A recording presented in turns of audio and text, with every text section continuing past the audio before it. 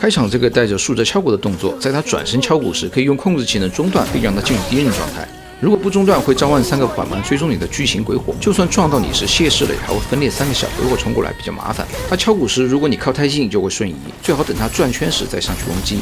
全程橫着敲鼓的動作，這個敲鼓就是召喚一些鬼火，沒什麼威脅。BOSS 敲鼓的瞬移會瞬移2次，而他第3次的位置通常是在第2次位置的最遠對角處。向右轉一圈半蹲，緩慢後跳攻擊，會在之前的位置召喚爆炸鬼火。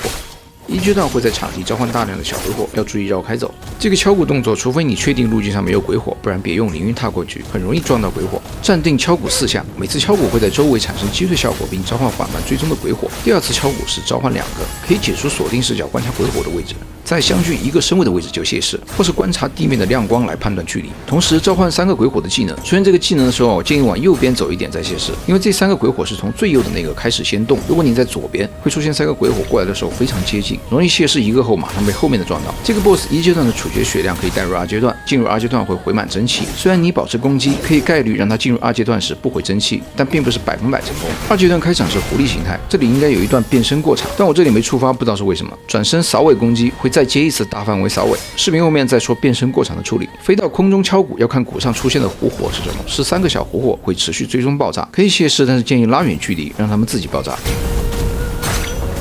向右轉一圈半蹲和1階段類似的緩慢後跳攻擊。如果空中敲鼓第1下是個大狐火，第2下敲鼓後大狐火飛散成星火狀噴過來。2階段的敲鼓衝擊波在鎖敵視角裡，衝擊波過了你角色的頭部再泄勢。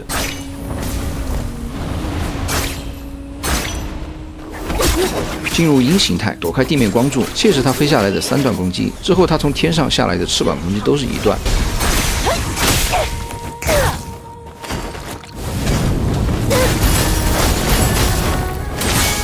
空中召喚4個鬼火，可以解除鎖定，轉一下視角，方便查看第1個鬼火過來的時機。鬼火前3下連續泄勢，最後1下要慢一點，後面再接一個翅膀攻擊。鷹形態金光後的機制結束必進入氣節，所以如果想卡 BOSS 不進入狼形態，在金光前就需要讓他進入氣節狀態，打一個處決傷害。在狐狸形態就至少要讓他真氣條在50%以下。金光下砸之後會固定在戰場中央位置落下一個士兵，可以提前過去，離得遠可以用凌雲踏，不然士兵起身後距離你過遠的話，使用的技能容易擾亂泄勢的節奏。不要去攻擊士兵，不然他會使用带有控制的攻擊。正常情況他就這一個2連泄勢5次以後呢，可以讓他氣節，然後 BOSS 會進入氣節。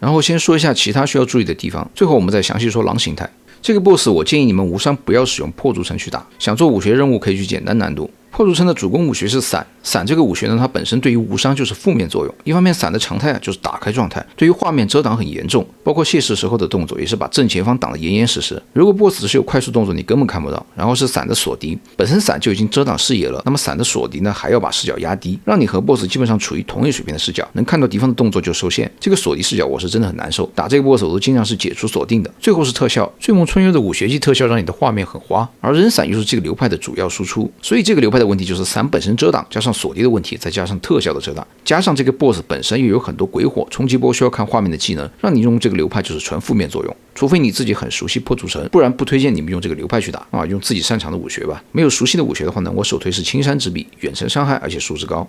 然後說一下它沒出現但是需要注意的技能，原地轉一圈釋放衝擊波。這個技能除非你貼臉比較好泄勢，否則我建議直接拉遠，因為這個衝擊波是一段一段打過來的，而每一段的距離大概是2個身位左右，這個距離太短很難判斷。有時候你覺得要打到你的，你按了泄勢，結果沒打到，那下一波打過來的時候呢，你處於泄勢的後搖就正好中招。這個技能很難判斷距離，屬於是你泄勢了還得看運氣，除非貼臉。所以我建議只要你看到它這個原地轉圈動作，直接拉遠，差不多視頻這樣的距離就打不到你了。它這個衝擊波呢，總共放4次，前面2次和後面2次有一個比較長的時間間隔，可以在前面2次以後呢，直接凌雲踏過去，可以直接打斷它，就不會放後面2下了。而且它這個打斷呢，會讓它進入敵人狀態，你可以接控制技能。然後是如果巨型鬼火召喚出來怎麼辦？這個巨型鬼火移動速度其實很慢的，就先拉遠，過一會兒自己就炸掉了。它自己炸掉的話呢，是不會出小鬼火的。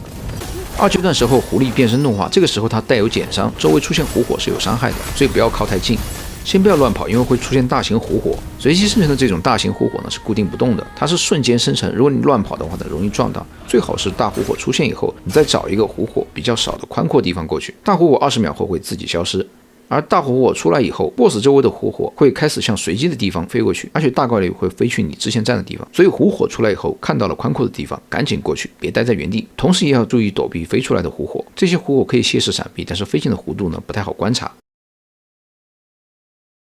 狐狸形態的半蹲，扔出武器後，在武器飛回手裡時起跳，再用尾巴攻擊，接着再接2次甩尾。後面2次甩尾呢，我們前面有見到過，它是會單獨釋放這2下的。這個攻擊主要就是他半蹲的時候就要注意起手了，而第2下攻擊你要注意他把武器接到手裡起跳的時候再去泄勢。這個起手和轉一圈半蹲的後跳甩尾有點像，都是半蹲起手，但是一個轉圈，一個不轉圈，這2個動作都是1階段的強化版。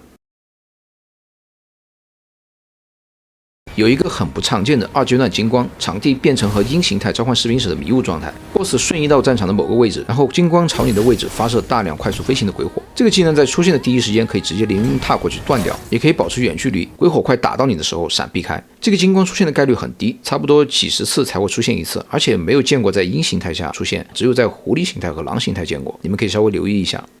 最後在說狼形態之前，我先講一下這個壓掉狼形態的原理。進入2階段，第一個形態一定是狐狸形態，之後按照狐狸形態、鷹形態、狼形態這個固定順序循環切換。鷹形態的金光後召喚士兵，士兵氣結後 BOSS 必進入氣結。鷹形態攻擊軸是固定的，只要你不打斷它，保底金光前能泄釋50%的蒸汽條。所以如果我們進入金光前讓 BOSS 先氣結1次，這就是2個氣結的傷害了。再加上這個 BOSS 1階段處決的傷害可以帶到2階段，所以我們在1階段 BOSS 血量見底的時候，先讓他氣結1次，直接處決進2階段，再在狐狸形態泄釋掉50%的蒸汽條，2次氣結加上1階段處決帶入的血量，你自己過程中稍微打一點傷害就可以壓掉狼形態階段。這個就是壓掉狼形態的原理。這裡有一個地方需要注意一下。1階段 BOSS 在低血量時概率會敲鼓召喚一只狼小怪，狼小怪有血量可以打死，也可以等它30秒後自己消失。攻擊狼小怪和泄釋它的攻擊都可以對 BOSS 本體造成蒸汽削減，但還是会有干擾啊，差不多有2套技能才能打死，血量也不低，目測應該是2到3萬左右的血量。召喚狼小怪的概率呢比較低，不常見。总之就是尽量不要讓这個低血量的時間過長，反正召喚了狼小怪你就看着處理，處理不了就重開吧。最後我們來說狼形態，狼形態是一個比較麻煩的形態，它的細節比較多。這個變身時的爆氣是可以泄勢的，在它飛起來的時候泄勢，但是不建議這麼做，因為需要離它比較近，而且離它近了之後呢，後續狼飛出時候你的視角就看不清楚，所以這個轉階段你就老實和它拉遠距離就好。之後4匹狼飛出，在狼落下的時候泄勢，4匹狼出完以後 ，BOSS 左邊的手揚起撲過來，這個是他的右手啊，在我們的視角呢是屏幕左邊這隻手，後面我就用左邊的手、右邊的手這樣去講了，以我們玩家的視角屏幕去分左右，這樣方便大家理解。他狼形態技能的起手基本就是這個動作，這個動作要在他手抬高時就起始，攻擊判定比較早，你可以理解為爪子在碰到你頭的時候就有傷害了。但其實他飛撲技能呢還有一個地面的衝擊波，這個我們後面再講。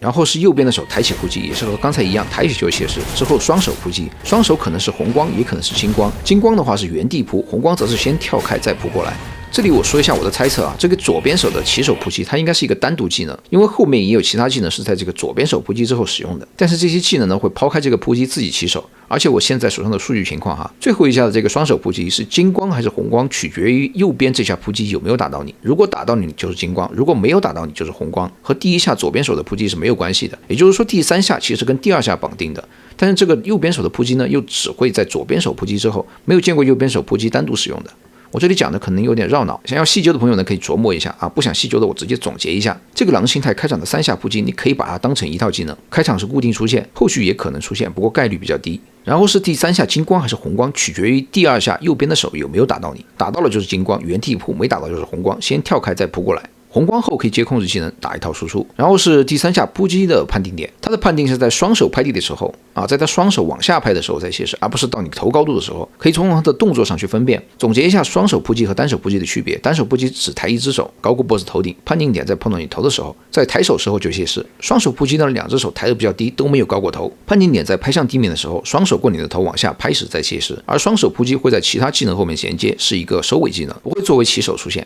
然後這3個撲擊技能還有一個問題，剛才講了啊，撲擊技能除了碰到你那下，還有一個地面的衝擊波，可以看到地面這個特效。如果說 BOSS 沒有撲到你，但是衝擊波可以打到你的話，你就要去泄勢這個衝擊波了。就比如第一下撲擊，如果他能撲到你，那就是抬手就泄勢；如果他撲不到你，那就得泄勢他擴散出來的衝擊波。卸勢的時機呢，你就得去看这個擴散的特效了。如果他抬手時你就卸勢沒打到你，而衝擊波會打到你，這兩個傷害呢又比較近，這個時候你是必處於卸勢的後搖的，也就是肯定會受傷。所以你就得先提前判定他這一下撲擊是打得到你，還是衝擊波能打到你，這個要求就有點高了。所以我給你們的解決方案是和他稍微有個2到3個身位的距離，主要是起手的撲擊啊，後面的你可能也沒時間去拉開距離。起手這個撲擊嘛，給自己一個反應時間，最好不要貼臉，然後2、3個身位這個距離呢，他肯定能撲到你，保證他能撲到你呢，你又能反應過來的距離啊，去正常卸勢就好，不要離得太遠，除非你能離得很遠，確定他的衝擊波都打不到你。這就是這3個撲擊技能需要注意的點，建議保持一個合適的距離去正常卸勢。然後是甩頭技能 ，BOSS 咬住他的鞭子武器甩頭攻擊，從右邊甩頭起手，等他頭甩過來的時候再卸勢，然後左邊再甩一次。左邊的卸勢呢要比右邊的略快，頭稍微動一下就卸勢，幅度沒有右邊這麼大。最後接一個雙手撲擊，這個技能就是要注意一下，第2次左邊的甩頭是比右邊要快的，他這個甩頭的3段攻擊可能會跟在左邊手撲擊之後，也可能會單獨使用。再來是右邊手圍抬，這個技能跟他右邊手撲擊不同，另一只手是在地上趴着的。如果是右邊手撲擊的話呢，另一只手是離開地面的。這個技能抬手後略微延遲爪擊，然後左邊用鼓攻擊，第3下金光用鼓砸地。這個技能因為第1下攻擊動作不明顯，不太好抓時機，你只能靠自己感覺了，得稍微練習一下。然後第2下的鼓攻擊也不能連着按，你第1下卸勢之後連着按肯定是卸不到的。第1下卸勢之後，差不多1/4秒後按，你可以強記這個節奏。這個技能也是一樣的，可能跟在左邊手撲擊之後，也可能單獨使用。這3種就是左邊手撲擊之後會跟着3種攻擊了。總結一下啊，左邊手撲擊後會接右邊手撲擊、甩頭攻擊、右邊手微抬爪擊這3種。其中甩頭攻擊、右邊手微抬爪擊可能直接單獨使用，但是這2個技能呢動作都比較慢，所以就算單獨使用也可以反應得過來。反而概率比較低的右邊手撲擊呢容易出錯，因為很快，他只要一抬手你就得卸勢。但是如果他一動你就條件反射去卸勢呢，有可能會被略微延遲的爪擊打到啊，所以你需要很熟練。只能說還好右邊手撲擊的這個技能出現概率不高。通常來說，3到4套技能左右啊，狼形態就算結束了。會使用形態結束的技能，形態結束技能，他會掏出鼓，準備敲鼓4下。他掏鼓出來的時候呢，你可以投點輸出，敲鼓釋放衝擊波，不要等他敲到鼓再卸勢，那樣就慢了。要在他手快要去敲的時候卸勢。第1下之後，後面3下要稍微略慢一點。這個技能也不是太好掌握，需要花點時間練習的。一個是他動作不明顯，另外是他敲鼓的節奏不一。如果實在掌握不了，可以直接拉遠距離。敲完4下 ，BOSS 会再次進入狐狸形態，也是有轉形態動畫。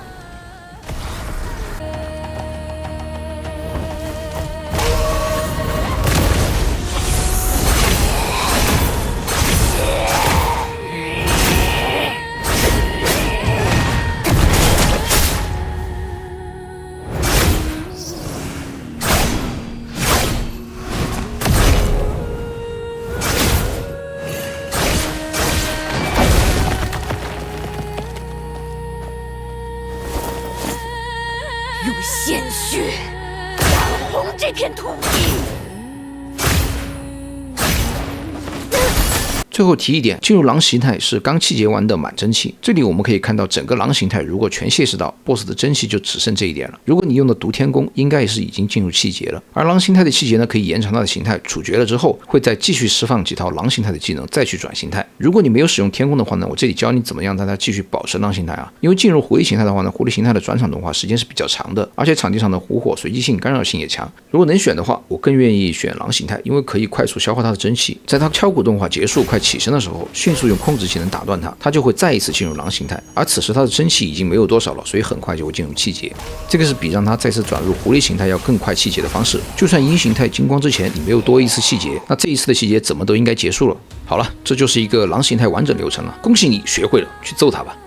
最後這裡就是純吐槽了，狼形態這些技能呢，我就是演練场录的，选到鬼神愁模式数值是一樣的，你们也可以用这个方法去練習。這個 BOSS 我是真的沒有精力去熬了，已經不想再碰了。前面說的散武學那些惡心的地方都屬於是很多問題結合到一塊兒。打完這個無傷之後啊，我真的開始思考人生了。通關以後給我發了郵件，上了流派榜，我看了一眼，給我氣笑了。我打的是無傷，而且我出無傷視頻是不用天宮的。我本身不追求速刷，也不會趕在第一時間就去通關。這個 BOSS 過去1個多星期了，我這樣打完都還能上榜，這說明了什麼？說明這個 BOSS 根本就沒有幾個人願意去打都是捏着鼻子去打的。煙雲的戰鬥系統底子是好的，但是瑕疵太多了，現在已經變成窟窿了。當然你可以騙自己說這個 BOSS 做得很好，但只有真實的數據反映了這個 BOSS 有多惡心，沒有人想去碰。甚至有一些人打完這個 BOSS 以後啊，再也不想打無傷了，你也不會知道的。冰凍3尺非一日之寒，就在打完這個 BOSS 無傷的一瞬間，我開始問自己：我是誰？我在打？我為什麼要去打這個無傷？沒有那種見招拆招的爽感。我花幾十個小時研究這個無傷是為了什麼？就為了出個視頻嗎？那這個時間我可以去做別的視頻啊，而且不會有這樣的心累感。通常無傷完了之後是有種成就感的，這個 BOSS